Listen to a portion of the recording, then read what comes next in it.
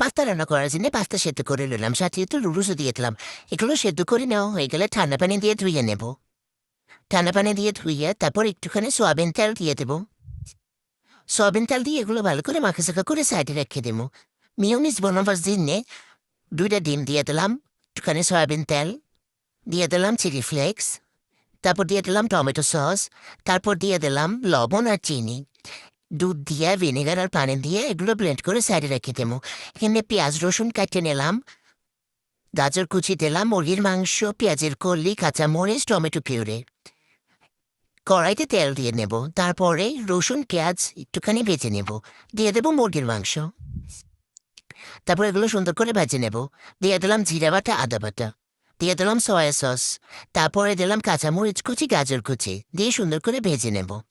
তারপরে দিয়ে দেব নুডলসের মশলা দিয়ে ভেজে নেব সুন্দর করে। তারপরে টমেটো বাটা দিয়ে দেব, চিলি ফ্লেক্স দিয়ে দেব, দিয়ে দেব সেদ্ধ করে রাখা পাস্তা, আবার নুডলসের মশলা দিয়ে দেব, সুন্দর করে নেড়েচে নেব। লবণ দিতেই তো ভুলে গেছি, দিয়ে দেবো লবণ। তারপরে দিয়ে দেবো গোলমরিচ, টমেটো সস দিয়ে সুন্দর করে নাড়াচাড়া করে মিওনিজ দিয়ে দেবো। এই তো পাস্তা রেডি।